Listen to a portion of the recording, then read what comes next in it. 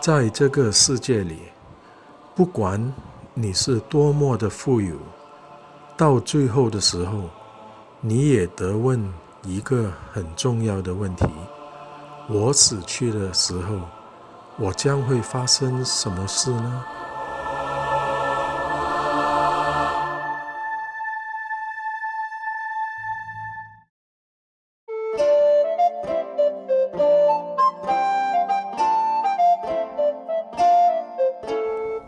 ？Civil engineer Anm Foo Soo Meng is a Chinese Malaysian living in Cameron Highlands, which is the biggest tea region in the land of indigenous Malay.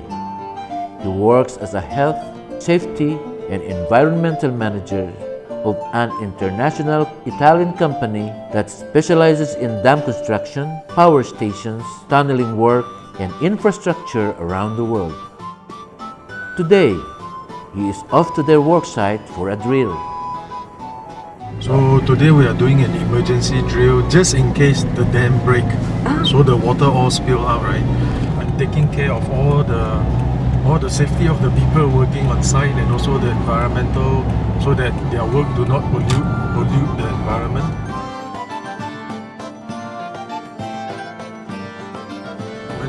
When I became a member only 4 years ago.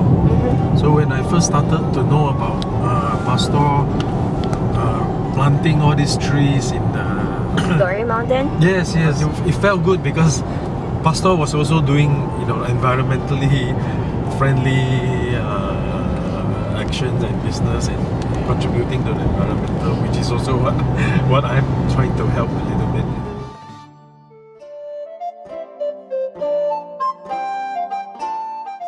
A high-spirited but down-to-earth, accomplished, and godly man. This is how Engineer Soo Meng's co-workers describe him. But before he became what he is like now, he was once a troubled seeker of the true worth of life.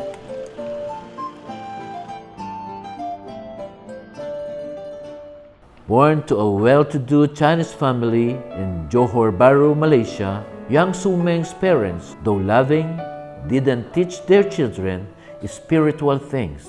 As Buddhists, they only believe that when a person dies, he or she will be reincarnated. At 12 years old, he blurted a long-held question to his mother. For no reason, I don't know why, I asked my mom one day when I came back from school, what is the meaning of all this? What is life? And all she gave was a very straightforward answer. To me, it was like, that's a true answer. She said, you go to school, you get a good education, you get a job, you get married, then you grow old, and then you die. And I said, that's it? She said, yes, that's it. So we just accepted it, as a child. I lived through most of my life as a godless person, doing what pleased me, a man with a life body but was spiritually dead.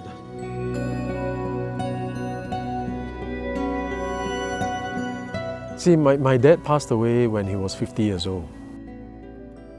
At that time, I was in the United States, still in my college years. Obviously, everyone was sad, and to me, I was more than sad. I was wanting to find out what happened to my father. Yeah, so I started to read a lot of books on what happens after you die.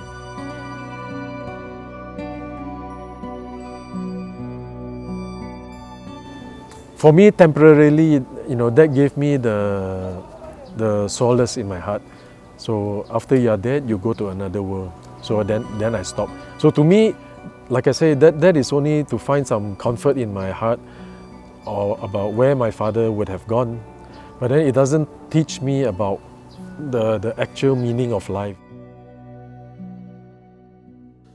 Being overseas most of my life, I was concerned with making good money and then spending the money on material and worldly things. I got into the habit of smoking, drinking. I was in the United States for 10 years. I went to Hong Kong to work for 20 years. And there is the same old life that I'm leading. Work, work, work, drink, drink, drink. Never consider what's happening to my life. What is the consequence of all my actions? Until the years of irresponsible living finally caught up with me. My health started to deteriorate. And after 30 years overseas, it's time to come back to Malaysia. So I came back to Malaysia in 2013 to settle down. I continued to drink, drink, drink, go to the bars. But it's different this time. Because of my health, slowly, I'm beginning to think, what if I die today? What if I die tomorrow? What is going to happen to me? It becomes a fear. It was a question and then it became a fear in me. But I didn't know where to go to.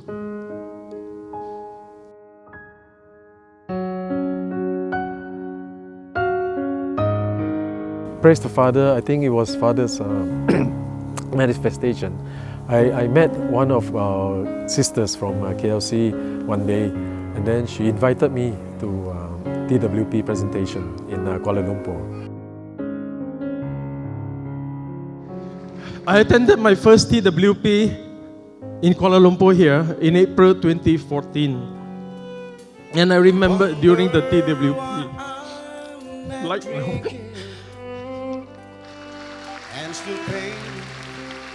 I could not stop my tears from falling when I hear the kingdom songs presented by our kingdom musicians. My heart felt like the songs were sung to reflect my life. And there's a distinct message in the song for me to accept Jesus Christ into my life. It's time to change, my brother.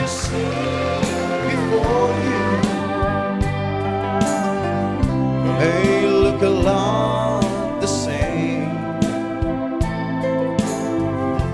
I may wear the same clothes. Out of the blue, my mind was exposed to a whole new world, spiritually speaking. And my life began to change. I began to understand that it was the Father's perfect manifestation for me to know about His will and His appointed Son in Malaysia and at not other points in my life. The Father knew the questions in my heart, and through the Son's manner of revelations, He helped me see the light, my brothers and sisters. When you die, there is no more dialogue of religion, of denomination, of where you came from, of race, of something like that. You'll stand alone, and the only question that will be answered is, did you obey the will of God? You don't want to go to hell. You don't want your soul to go to hell. You want to go where God is. You want to go where Lazarus went, which is heaven with the Father forever. That's why, my brothers and sisters, I am relevant today.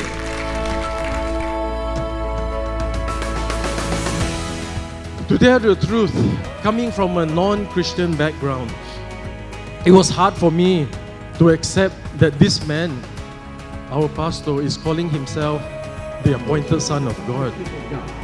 I would look in the mirror and ask myself, who is this man to boldly claim that he is the appointed Son of God? And the more I listen, instead of opening my ears, I start to open my heart to the words of the Father Almighty through His appointed Son. Because if you listen and if you see with your heart, then you begin to find out about all the good deeds that this man is doing with his life. He's sacrificing his own life, his own desires, putting the salvation and well-being of mankind over his own desires and needs, just to fulfill his promise to do the Father's will completely. No normal human being, my brothers and sisters, living in this material world and thinking with a carnal mind is able to do that, is strong enough to do that, is persistent enough to do what our pastor has been doing and is doing still, day in, day out, every day.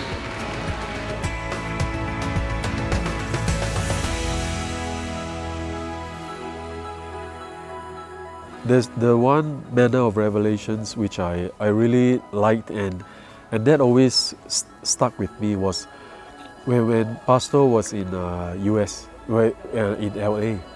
Who is this monkey from a third world country trying to tell us what to do? That's hard. That is exactly what the Father told me to do. Go, just preach my word. He says, by faith. That is when I understand the language of faith. I spent 10 years in the States and I know this kind of people. And for a pastor to be out there, to be delivering this message, it showed how brave he was and how resolved he was in doing the Father's will. So that made a very strong impact to me. So one of the biggest changes in my life is obviously now I'm not so afraid of death anymore. I cannot say that I'm fully not afraid of death. I'm still afraid of death, but at least I feel that I'm a bit prepared to meet my death. If I'm gone today or tomorrow, at least I know that I've done some preparation to meet my judge.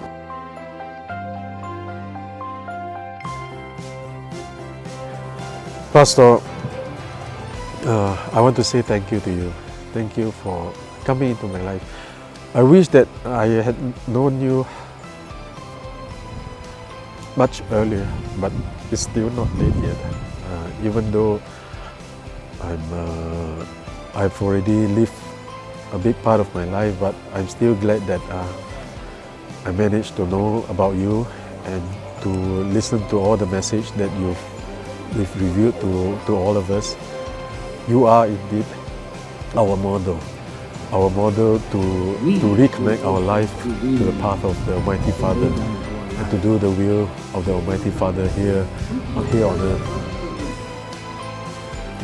我的名是 Brother Foo Soo Meng， 我以前也寻找过真相，但现在我是个很骄傲的 Kingdom Citizen， 因为通过了上帝委任的儿子 Pastor Apollo Sikiboloi， 我找到了永恒的生活。